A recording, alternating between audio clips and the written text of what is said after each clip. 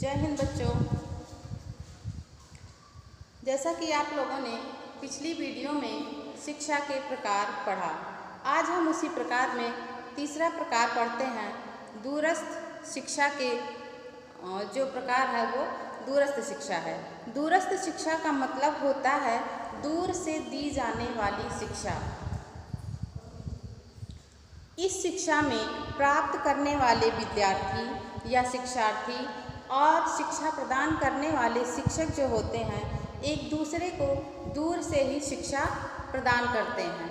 लेकिन जो शिक्षक होता है वो दूर का मतलब ये नहीं कि हम एक रूम में बैठे हैं तो शिक्षक यहाँ खड़ा है और बच्चा रूम के पीछे में खड़ा है, ऐसा नहीं होता है। दूर का मतलब होता है जैसे हम टेलीविज़न के माध्यम से, रेडियो के माध्यम से शिक्षा प्राप्त करते हैं, उसे हम दूरस्थ शिक्षा कहते हैं। दूरस्थ शिक्षा को अनेक नामों से जाना जाता है, जैसे पत्राचार शिक्षा, गृह अध्ययन, स्वतंत्र अध्ययन, बाह्य अध्ययन या स्व अध्ययन द्वारा शिक्षा प्रदान की जाती है। स्व अध्ययन का मतलब हम घर पर बैठ करके कभी भी कहीं भी अपनी सुविधा के अनुसार ये शिक्षा ग्रहण करते हैं। लेकिन जैसे आपने पहले पढ़ा था शिक्षा के प्रकार में, पहला शिक्षा का प्रकार जो आपने पढ़ा था शिक्षा के अनौपचारिक या औपचारिक शिक्षा। औपचारिक शिक्षा में क्या होता है कि जो शिक्षक होता है और शिक्षार्थी होता है वो प्रत्यक्ष रूप से आमने सामने बैठ करके एक दूसरे को शिक्षा प्रदान करते हैं। उसमें एक समय सीमा निर्धारित होती है, पाठ्यक्रम निर्धारित होता है। लेकिन दूरस्थ शिक्षा में ना तो समय सीमा निर्धारित होती है और ना ही एक समय के अंदर बच्चे को पढ़ाया जाता है। इसके कुछ साधन हैं। साधन में जैसे दृश्य श्रव्य साधन, मुद्रित सामग्री, आकाशवाणी, दूरदर्शन, कंप्यूटर आदि प्रयोग किया जाता है।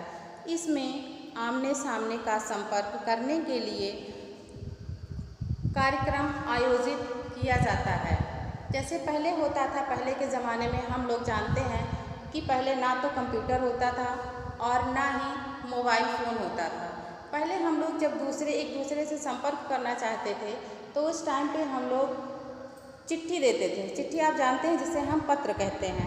तो पत्र हम जब एक बार यहाँ से भेजते थे तो एक हफ्ते 15 दिन के बाद उसको हमको खबर मिलती थी। लेकिन आज क्या है कि हमारा जो ये समय है इस टाइम पे कंप्यूटर, मोबाइल सब कुछ उपलब्ध हो गया है, जिसके माध्यम से हम तुरंत सब चीज़ की जानकारी प्राप्त कर लेते हैं। तो पहले था कि जब बच्चे को पढ़ाई करनी होती थी, जो दूरस्थ शिक्षा है, उसके लिए हम यहाँ से अपने क्वेश्चन को पत्रों के माध्यम से लिख करके भेजते थे और उसका जो आंसर होता था, जो हमारे शिक्षक होते थे वहाँ से पत्र के माध्यम से उसका आंसर लिख करके हमें देते थे। फिर उसको हम अपनी सुविधा के अनुसार अपने घर पर या बाहर या कहीं भी हम उसको ग्रहण करते थे या पढ़ते थे। इसमें जैसे दूरस्थ शिक्षा की कुछ विशेषताएँ होती हैं। उस विशेषता में जैसे पहला है आपका, इस शिक्षा में शिक्षार्थी अपनी योग्यता अनुसार और इच्छा अनुसार सीखता है। उसकी जितनी योग्यता होती है, जितनी इच्छा होती है, जितने टाइम तक पढ़ने की इच्छा होती है उतने ही टाइम तक उस कार्य को करता है। जैसे आपने औपचारिक शिक्षा में देखा था कि नहीं आपको 10 से 4 तक क्लास लेनी है, वो चीज़ इसमें नहीं है। इसके ऊपर किसी अन्य प्रकार के शैक्षिक कार्य को थोपा नहीं जाता है कि आपको होमवर्क दे दिया जाएगा या आपको याद करने के लिए दिया जाएगा कि कल आपसे ये सुना जाएगा, इतना कार्य आपको करके ले आना है, ऐसा कुछ नहीं होता है। दूसरा आपका है, इस शिक्षा में प्रौद्योगिकी के विकसित उपकरण जैसे radio, television, satellite, video tape, computer, records, film, समाचार पत्र, मुद्रित सामग्री आदि का प्रयोग किया जाता है। तीसरा है, दूरस्थ शिक्षा विद्यार्थी केंद्रित होती है। विद्यार्थी केंद्रित का मतलब आप जानते हैं, जैसे आप इससे आगे पढ़ेंगे आदर्शवाद तो उसमें आपको हम बताएंगे। विद्यार्थी केंद्रित का मतलब होता है कि जो जैसे आप हैं आपके अनुसार उस शिक्षा को प्रदान किया जाएगा। विद्यार्थी अपनी आवश्यकता, गति और सुविधा के अनुसार ज्ञान को प्रदान करता है, प्राप्त करता है। तीसरा है आपका दूरस्थ शिक्षा यह शिक्षा उन लाखों लोगों के लिए उपयोगी है जो किसी नियमित शिक्षा संस्था में शिक्षा प्रदान नहीं कर सकते हैं या शिक्षा प्राप्त करने की स्थिति में नहीं हैं। तीसरा आपका है दूरस्थ शिक्षा कम खर्चीली होती है। इसमें कम धन हमारा लगता है, हमको अधिक खर्च करने की आवश्यकता नहीं होती है। औपचारिक शिक्षा पर होने वाले व्यय की तुलना में इसमें व्यय कम होता है। अब आता है आपका दूरस्थ शिक्षा के उद्देश्य। इसका उद्देश्य क्या है? कोई भी कार्य जब हम करते हैं तो उसका एक उद्देश्य निर्धारित होता है। बिना किसी उद्देश्य के हमारा कोई कार्य संभव नहीं है। अगर हम कोई भी कार्य करते हैं उसका कोई उद्देश्य नहीं होता है तो वो हमारा काम अधूरा रह जाता है। तो इसमें उद्देश्य जो है, पहला है देश के विभिन्न अंचलों में रहने वाले व्यक्तियों के लिए शैक्षिक सुविधाएं प्रदान करना। दूसरा है रोजगार में लगे हुए व्यक्तियों को उनके कार्य में बाधा उत्पन्न किए बिना अपना विकास करने के लिए ज्ञान प्रदान करने के अवसर प्रदान करना। अगला, कम खर्च में उत्तम शिक्षा प्रदान करना।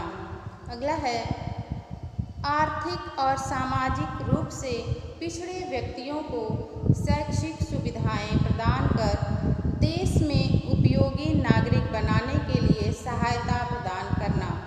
अगला, शिक्षा के व्यापक कार्यक्रमों की व्यवस्था करके माध्यमिक तथा उच्च शिक्षा संस्थाओं में प्रवेश प्राप्त करने के इच्छुक विद्यार्थियों को दबाव को कम करना।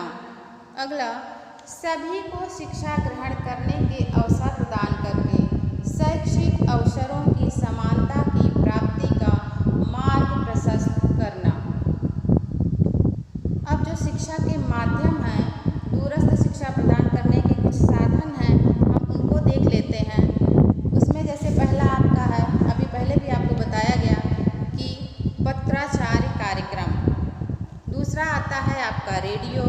तीसरा आपका आता है दूरदर्शन, उपग्रह शिक्षण दूरदर्शन का प्रयोग, भारत का राष्ट्रीय उपग्रह, कंप्यूटर, टेलीकॉन्फ्रेंसिंग, वीडियो डिस्क, स्व अनुदेशनात्मक सामग्री, मुक्त विद्यालय एवं मुक्त विश्वविद्यालय।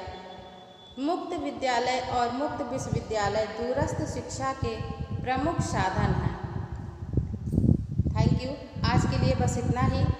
अगला चैप्टर आपका होगा जो वो नेक्स्ट वीडियो में स्टार्ट करेंगे, प्रारंभिक शिक्षा की पृष्ठभूमि।